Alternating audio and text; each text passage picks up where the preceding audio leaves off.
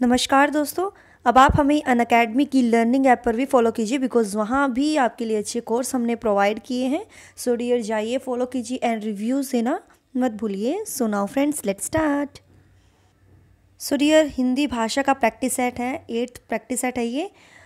तो लगाइए ये प्रैक्टिस सेट और बताइए आपके कितने क्वेश्चन सही गए हैं। सीटेट स्पेशल है, सीटेट में इसी टाइप के क्वेश्चन पूछे जाते हैं डियर। तो फर्स्ट जो क्वेश्चन है देख लीजिए, निम्नलिखित में से किस विधि का प्रयोग मौखिक अभिव्यक्ति के लिए किया जाता है। ऑप्शन है नाटक में भाग लेना, नाटक देखना, नाटक पढ़ना, नाटक सुनना। तो डियर इसमें जो पूछा है कि किस विधि का प्रयोग मौखिक अभिव्यक्ति के लिए किया जाता है, सो 31 का फर्स्ट ऑप्शन सही होगा, नाटक में भाग लेना। क्योंकि नाटक में भाग लेना या अभिनय करना होता है, जैसे एक्टिंग करनी होती है, तो ये मौखिक अभिव्यक्ति का एक प्रकार होता है क्योंकि उसमें वो अपने डायलॉग बोलते हैं और एक्टिंग के माध्यम से, अभिनय के माध्यम से ये भाग लेने वाला जो पात्र होता है मीन्स अपने कैरेक्टर के अनुरूप वो डायलॉग का प्रयोग करता है। तो इसी तरह जो अभिनय होता है उसके माध्यम से छात्र अपने भाव जो है, अपने थॉट्स, इमोशंस की उचित अभिव्यक्ति करना वो सीख जाते हैं। So first option is right. अगला है श्यामपट्ट ब्लैकबोर्ड हिंदी भाषा सीखने में। ऑप्शन है त्रुटियों को बढ़ावा देती है, अनावश्यक सामग्री है, साधक है या बाधक है। तो डियर बताना है 32 का आंसर। तो थर्ड ऑप्शन सही होगा, साधक है, क्योंकि श्यामपट्ट के बिना हिंदी शिक्षण की कल्पना भी नहीं की जा सकती। क्योंकि जो श्यामपट्ट होता है वो बहुत ज़रूरी होता है। और हिंदी शिक्षण में जब आप हिंदी टीचिंग जब कराते हो तो जो शब्दों के जो उच्चारण होते हैं उनका जब आप स्पष्टीकरण देते हो या मीन्स अपने सब्जेक्ट को इंटरेस्टिंग बनाए या जो कठिन जो वर्ड हैं उनको सरल करने में श्यामपट्ट की आवश्यकता सबको पड़ती है, टीचर को।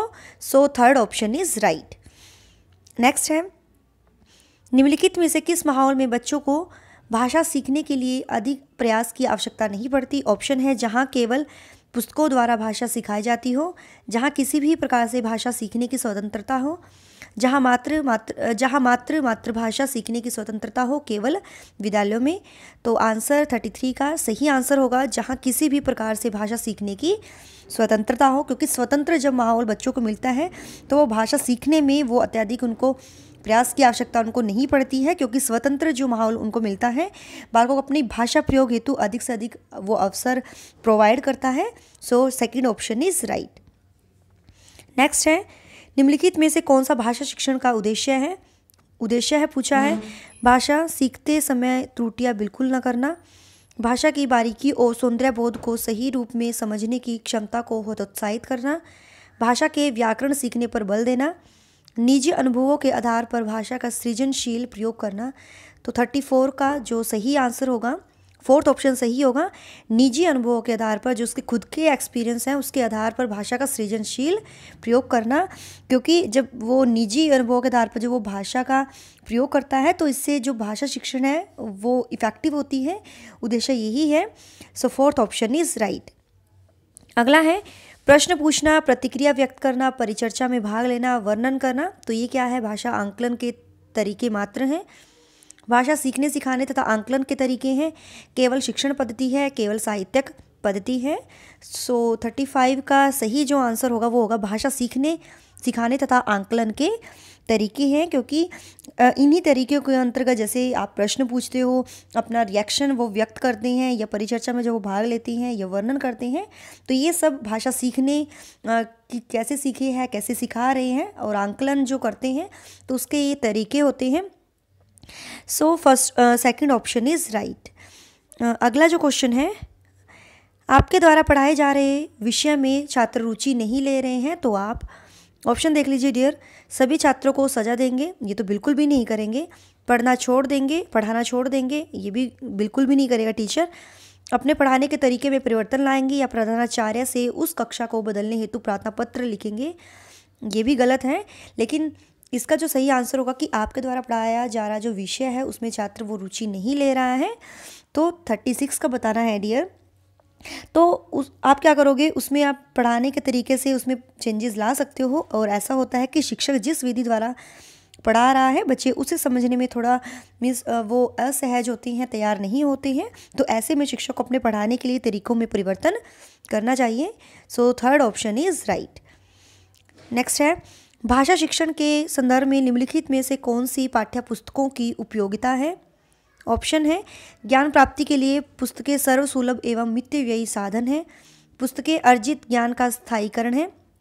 छात्र व शिक्षक दोनों को ही पुस्तकों के माध्यम से पाठ्यक्रम का ज्ञान रहता है, या उपरोक्त सभी। तो 37 का आप आंसर इसका देख लीजिए डियर, फोर्थ ऑप्शन सही होगा, उपरोक्त सभी। क्योंकि डियर क्या होता है ना, भाषा शिक्षण के संदर्भ में ज्ञान प्राप्ति के लिए पुस्तकें सर्वसुलभ ये मितव्ययी साधन है, क्योंकि पुस्तकों के माध्यम से छात्र व जो शिक्षक है दोनों को ही पाठ्यक्रम का उनको नॉलेज रहता है, और पुस्तकें अर्जित करने का जो स्थायीकरण भी ये है, ठीक है, स्थायीकरण भी ये माना जाता है। एंड इस प्रकार ये कहा जाता है कि जो भाषा शिक्षण है इसके संदर्भ में जो टेक्स्ट बुक आपकी होती है, पाठ्य पुस्तक, ये महत्वपूर्ण भूमिका ये अदा करती है। सो फोर्थ ऑप्शन इज राइट। अगला है उच्च माध्यमिक स्तर पर हिंदी भाषा की पाठ्यपुस्तक में हिंदीतर भाषाओं की रचनाओं को भी स्थान देने का मुख्य उद्देश्य है। ऑप्शन है अन्य भाषाओं के व्याकरण से परिचित कराना, अन्य भाषाओं के उत्कृष्ट साहित्य से परिचित कराना, अन्य भाषाओं के रचनाकारों से परिचित कराना, या अन्य भाषाओं के साथ तुलना करना। तो आंसर देख लीजिए डियर 38 का। उच्च माध्यमिक स्तर पर जो होता है हिंदी भाषा की पाठ्यपुस्तक में हिंदीतर भाषाओं की रचनाओं को जब स्थान मिलता है तो इसके साथ हिंदी भाषा की अन्य भाषा के साथ ये तुलना करना भाषा शिक्षण का ये एक महत्वपूर्ण उद्देश्य ये माना जाता है। और इससे विद्यार्थियों में क्या होता है, भाषाई जो तुलनात्मक जो क्षमता है, कंपैरिजन जो कैपेबिलिटी है उसका डेवलप होता है, तथा जो भाषाई कौशल जो होता है आपका लैंग्विस्टिक जो स्किल है वो समृद्ध होता है, ग्रोथ उसमें होती है। सो 38 का सही आंसर जो होगा अन्य भाषाओं के साथ तुलना करना।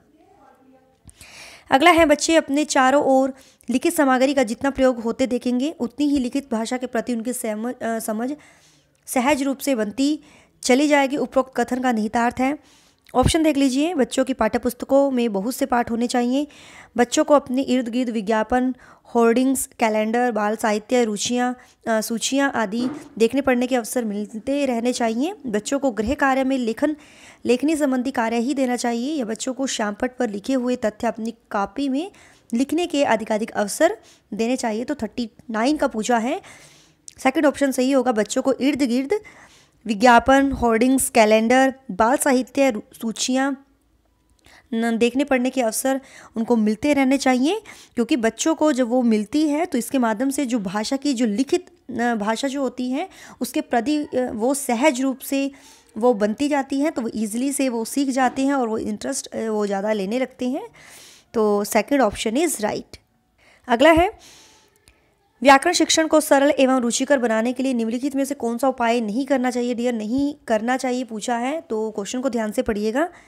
ऑप्शन है व्याकरण की पाठ्यचर्या छात्रों के स्तरानुकूल बनाई जाए, व्याकरण की शिक्षा भाषा संसर्ग विधि से दी जाए, छात्रों को नियम व परिभाषाएं रटने से प्रोत्साहित किया जाए, व्याकरण शिक्षण को दृश्य श्रव्य सामग्री के प्रयोग से रोचक बनाया जाए। तो बताना है 40 का सही आंसर जो होगा, अगर वो अपने व्याकरण शिक्षण को रुचिकर बनाना चाहता है तो वो पाठ्यक्रम वो छात्रों के स्तरानुकूल वो बनाना चाहिए उसको, और उसकी जो शिक्षा है उसमें टीचिंग एड यूज़ करनी चाहिए, ऑडियो विजुअल यूज़ करना चाहिए, परंतु छात्रों को वो रूल्स और डेफिनेशन रटने के लिए प्रोत्साहन देकर इससे क्या होता है आपका व्याकरण शिक्षण जो है वो इंटरेस्टिंग नहीं रहता है, तो ये उपाय नहीं किया जाना चाहिए। तो आंसर इसका जो सही होगा third option is right. Next question है, देख लेते हैं। मातृभाषा क्षेत्रीय भाषा का प्रयोग शिक्षा के सभी उच्च स्तरों तक जारी रहना चाहिए क्योंकि, तो ऑप्शन देख लीजिए क्यों जारी रहना चाहिए। ऑप्शन इसका जो सही होगा, मातृभाषा या आसपास की भाषा में उच्च दक्षता का स्तर, बेहतर संज्ञानात्मक विकास, अंतर्व्यक्तिगत संवाद कुशलता व सैद्धांतिक स्पष्टता को बढ़ावा देने में महत्वपूर्ण भूमिका निभाता है। तो डियर फर्स्ट आंसर ही इसका सही होगा, ठीक है। अगला है भाषा की नियमबद्ध प्रकृति को पहचानने और उसका विश्लेषण करने में कौन सा बिंदु कम सहायक है। कम सहायक पूछा है, विविधतापूर्ण भाषिक तत्वों वाले साहित्य को पढ़ने का अवसर देना, विभिन्न विषयों से जुड़े पाठों को पढ़ने चर्चा करने का अवसर देना, व्याकरण के नियमों का विश्लेषण करना, या भाषा प्रयोग की बारीकियों पर ध्यान देना। तो सबसे कम सहायक जो बिंदु है भाषा के नियमबद्ध प्रकृति को पहचान उसका विश्लेषण करने में 42 का जो सही आंसर होगा सेकंड ऑप्शन डियर सही होगा, क्योंकि जो दिए गए जो विकल्प है भाषा की जो नियमबद्ध प्रकृति को पहचाने और उसका विश्लेषण करने में विभिन्न विषयों से जुड़े पाठों को पढ़ने और चर्चा करने का अवसर उनको देना, तो ये सबसे कम महत्वपूर्ण माना जाता है। So second option is right. अगला है 43, भाषा सीखे जाने के क्रम में वैज्ञानिक पड़ताल भी साथ साथ चलती रहती है। किसकी पंक्ति है? स्मिथ, स्किनर, पावलोव या चॉम्स्की? डियर, इसका आंसर आपको कमेंट्स में देना होगा, ठीक है, कमेंट्स में इसका आंसर करना है। ओके, क्विज का क्वेश्चन है ये। नेक्स्ट है, कक्षा 1 के बच्चों का गृह कार्य जांचते समय आप देखते हैं कि कुछ बच्चों के अक्षरों की बनावट टेढ़ी मेढ़ी है, तो आप उन्हें सीधी रेखा में लिखकर दिखाएंगे, उनकी लिखाई का मजाक उड़ाएंगे, उन्हें स्वयं ही सुधार करने के लिए समय देंगे, उन्हें पुनः लिखकर लाने के लिए कहेंगे। तो एक बच्चे के जो गृह कार्य है जाते समय आप देखते हैं कि कुछ बच्चों के अक्षरों की जो बनावट है वो टेढ़ी मेढ़ी है, उन्होंने सीधा नहीं लिखा है, तो उन्हें स्वयं ही सुधार करने के लिए उनको समय देंगे। तो 44 का जो सही आंसर होगा, थर्ड ऑप्शन सही होगा। पहली कक्षा लेखन सीखने की ये प्रारंभिक अवस्था ही मानी जाती है और इस स्तर पर अगर बच्चे त्रुटि करते हैं, मिस्टेक करते हैं, तो वो स्वाभाविक है, तो उन्हें स्वयं सुधारने के लिए बच्चों को पर्याप्त समय देना चाहिए। अगला है, कहानी कथन के उद्देश्य में कौन सा पक्ष शामिल नहीं है? ऑप्शन है सृजनात्मकता का विकास, भाषा के लिखित रूप से परिचय, शब्द भंडार का विकास या कल्पनाशीलता का विकास। तो पक्ष जो शामिल नहीं है कहानी कथन के उद्देश्यों में 45 का सेकंड ऑप्शन सही होगा, भाषा के लिखित रूप से परिचय, क्योंकि कहानी कथन में सृजनात्मकता का विकास होता है, क्रिएटिविटी का डेवलपमेंट होता है, शब्द भंडार होता है उसमें भी विकास होता है, आपकी जो कल्पनाशीलता है उसका भी विकास होता है, तो सबका इसमें समावेश होता है, लेकिन भाषा के लिखित रूप से उनको परिचय करवाना, तो ये पक्ष उसमें शामिल नहीं है। ओके, अब डियर ये गद्यांश आता है, तो हम गद्यांश को थोड़ा पढ़ लेते हैं, फिर उसके हम आंसर करेंगे। जातियाँ इस देश में अनेक आई हैं, लड़ती झगड़ती भी रही हैं, फिर प्रेम पूर्वक बस भी गई हैं। सभ्यता की नाना सीढ़ियों पर खड़ी और नाना और मुख करके चलने वाली इन जातियों के लिए एक सामान्य धर्म खोज निकालना कोई सहज बात नहीं थी। भारतवर्ष में ऋषियों ने अनेक प्रकार से अनेक ओर से इस समस्या को सुलझाने की कोशिश की थी, पर एक बात उन्होंने लक्ष्य की थी, समस्त वर्णों और समस्त जातियों का एक सामान्य यहाँ से है आदर्श भी है, वह है अपने ही बंधनों से अपनों को बांधना। मनुष्य पशु से किस बात में भिन्न है? आहार निद्रा आदि पशु सुलभ स्वभाव उसके ठीक वैसे ही हैं जैसे अन्य प्राणियों के हैं, लेकिन फिर भी पशु से भिन्न है। इसमें संयम है, दूसरों के सुख दुख के प्रति संवेदना है, श्रद्धा है, तप है, त्याग है।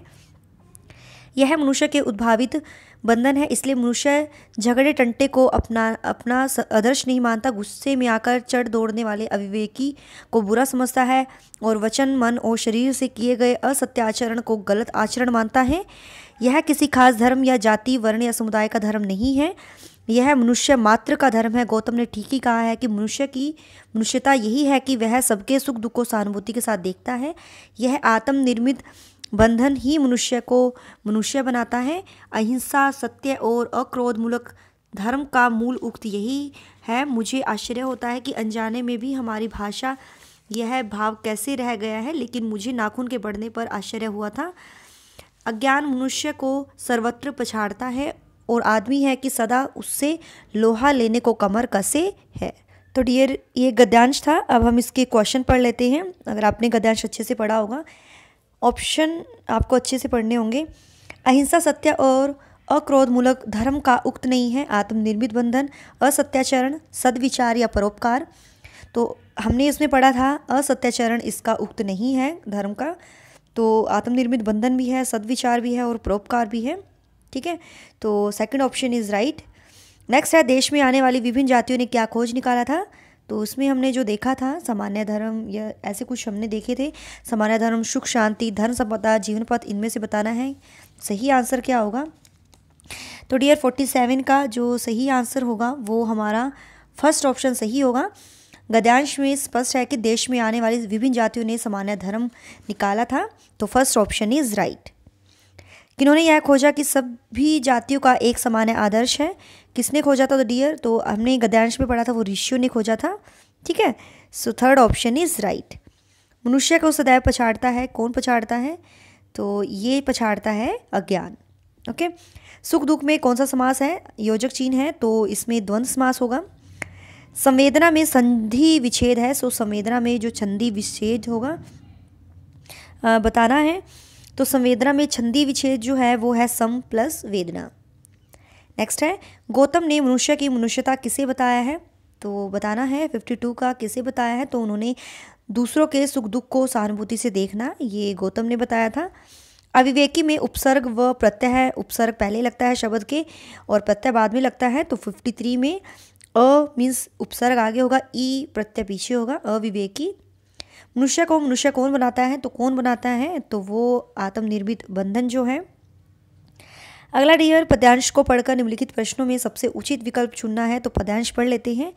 चांद तारों सी सहज कांति है, नदियों में है मुस्कान भरी, पवन झकोरों में दुलार, खेतों में है दौलत बिखरी, पग पग मेरा विश्वास भरा, तब से है यह जीवन निखरा, प्रखर कर्म का पाठ सतत पढ़ती मैं भारत माता हूँ, मैं वज्र सदृश विपदाओं को भी अनायास सह लेती हूँ, सुधा दान कर औरों को मैं विष पीकर मुस्काती हूँ, धीरज का पाठ पढ़ाती हूँ, मह सहज बोध मह सहज शक्ति, मूर्तियाँ बना डाली संजीव अनगढ़ पत्थर को काट काट, बंधुता प्रेम को फैलाया अपना ही अंतर बाट बाट, जिसके गीतों से जगत मुग्ध, जिसके नृत्यों पर जगत मुग्ध, जिसकी कविता धारा अविरल, बहती वह भारत माता हूँ।